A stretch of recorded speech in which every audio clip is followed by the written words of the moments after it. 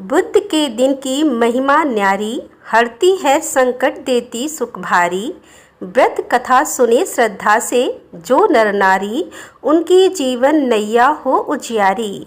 आप सभी को बुद्धदेव की पावन व्रत कथा में हार्दिक स्वागत है। यह कथा जीवन में सुख समृद्धि और बुद्धि का संचार करती है।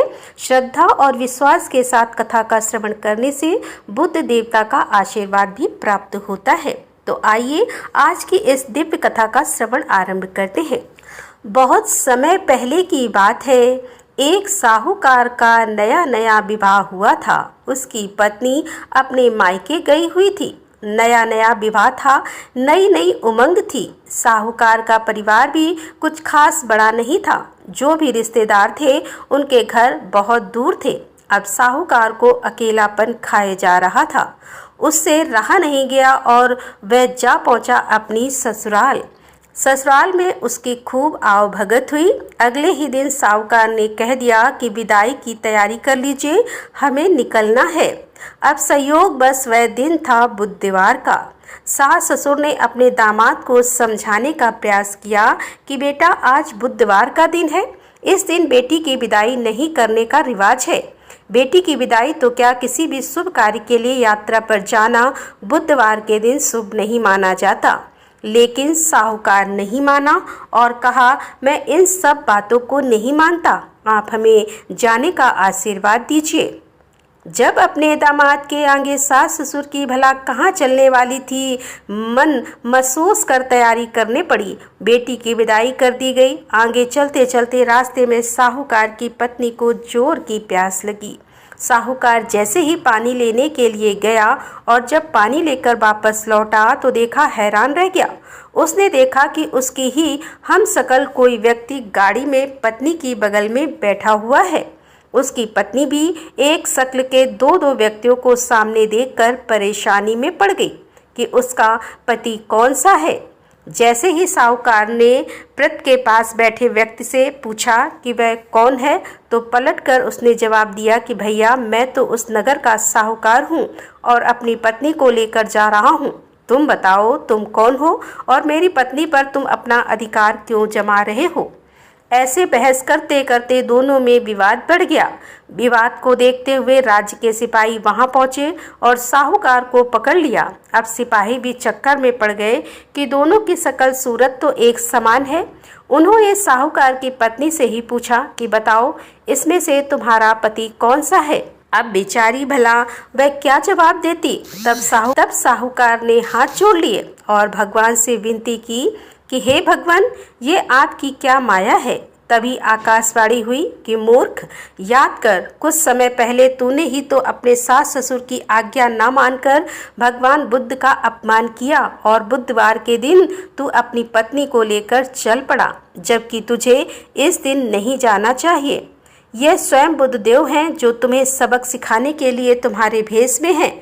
तब साहूकार ने सच्चे मन से क्षमा मांगी और भविष्य में कभी ऐसा न करने का वचन भी दिया और बुधवार को नियम पूर्वक व्रत पालन करने का संकल्प लिया।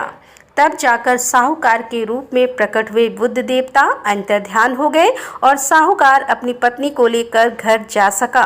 इस घटना के बाद साहूकार और उसकी पत्नी दोनों नियमित रूप से बुधवार का व्रत पालन करने लगे। मानता है कि जो भी व्यक्ति इस कथा को कहता है या सुनता है, पढ़ता है, उसे बुधवार के दिन यात्रा करने पर भी कोई दोष नहीं लगता और समस्त सुखों की भी प्राप्ति होती है। बुध ग्रह की शांति और सर्व सुख के इच्छुक स्त्री पुरुष बुधवार के दिन इस व्रत को कर सकते हैं। ज्ञान, बुद्धिकार, व्यापार आदि में उन्नति के लिए भी बुधवार का व्रत बहुत ही शुभ और फलदायी माना जाता है। आज के दिन बुद्ध देवता के साथ साथ भगवान गणेश जी की पूजा का भी विधान है। यह थी बुधवार की व्रत कथा। अब सुनिए गणेश भगवान की कहानी, क्योंकि गणेश भगवान की कहानी के बिना हर व्रत कथा अधूरी होती है। एक बार गणेश भगवान एक छोटे से बालक का रूप धरकर चिमटी में चावल और चमचे में दूध लेकर धरती लोक पर आए और वहां आने पर वह एक गांव में गए, जहां वह किसी से कह रहे थे कि कोई मेरी खीर बना दो, कोई मेरी खीर बना दो। एक बूढ़ी माई बैठी हुई थी। उन्होंने कहा, ला मैं बना दूं। अब वह छोटा सा बर्तन चूल्हे पर चढ़ाने लगी। तब गणेश जी ने कहा, दादी माँ छोटी सी भगोनी मत चढ़ाओ, आपके घर में तो सबसे बड़ा वाला बर्तन होना, वही चढ़ा दो। बूढ़ी माई ने बालक का मन रखने के लिए वही किया। वह घर के भीतर गई और घर का सबसे बड़ा भगोना लाकर चूल्हे पर चढ़ा दिया।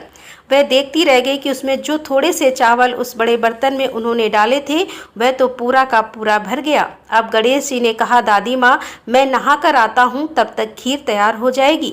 खीर तैयार हो गई तो बूढ़ी माई के पोते पोती खीर खाने के लिए रोने लगे।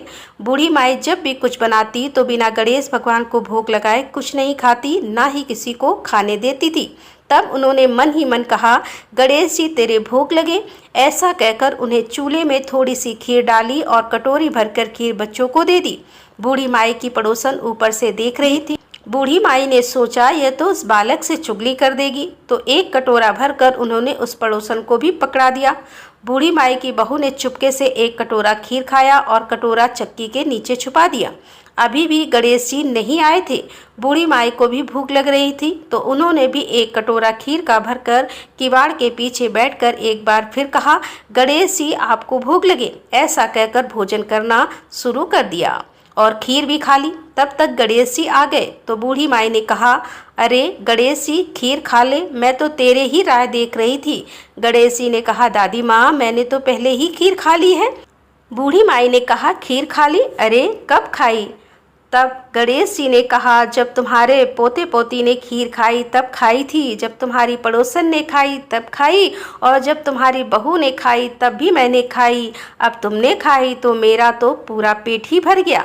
बूढ़ी माई ने कहा, बेटा और सारी बात तो सच है, पर वह बेचारी का नाम मत लो, वो तो सुबह से काम में लगी हुई है, फिर भला उसने खीर कब खाई? तब गणेश जी ने कहा, अरे दादी चक्की के नीचे देखो जूठा कटोरा पड़ा है, और तुमने तो मुझे भोग लगाया लेकिन तुम्हारी बहू तो वैसे ही खा गई।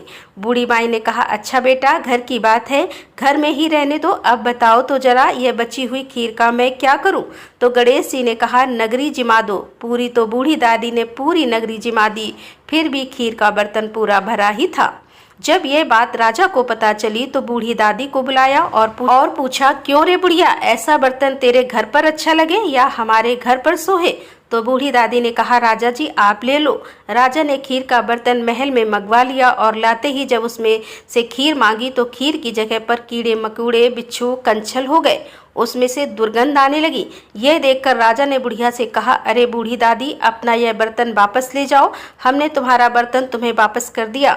तब बूढ़ी माई ने कहा, महाराज अगर आप देते तो पहले ही कभी देते, यह बर्तन तो मुझे मेरे गणेश जी ने दिया है। ऐसा कहकर बूढ़ी माई ने वह बर्तन वापस ले लिया और के हाथों में लेते ही उस बर्तन की दुर्गंध दूर हो गई, सुगंधित आने लगी। घर आकर बूढ़ी दादी ने गणेश जी से कहा, अब बताओ बची हुई खीर का क्या करें? तब गणेश जी ने कहा, करना क्या है? बूढ़ी दादी झोपड़ी के कोने में गड्ढा खोद कर गाड़ दो, उसी जगह सुबह उठकर वापस खोदोगी तो धन के 2 मटके मिलेंगे। ऐसा कहने के बाद गणेश भगवान वहीं अंतर ध्यान हो गए। जाते समय झोपड़ी के लात मारते हुए गए तो झोपड़ी की जगह पर महल हो गया। सुबह बहू ने फावड़ा लेकर पूरे घर को खोद दिया, जो कुछ भी नहीं मिला। तब बहू ने कहा, सासू जी थारो गणेश तो झूठो है। सासू ने कहा, बहू मारो गणेश झूठो नहीं है, ला मैं देखूं। ऐसा कहकर वह सुई लेकर खोजने लगी। जब वह सुई से खोद रही थी तो टन टन करते तो धन के मटके निकल आए। रानी बोली, सासू जी गणेश जी तो साचो ही है। सास ने कहा, अरे बाबरी गणेश जी तो भावनाओं के भूखे हैं। गणेश जी भगवान जैसा आपने बूढ़ी दादी को दिया वैसा सबको देना। विनायक जी की कहानी कहने वाले, हुकारा भरने वाले और आसपास के सुनने वाले सबको देना। बोलो गणपति महाराज की जय।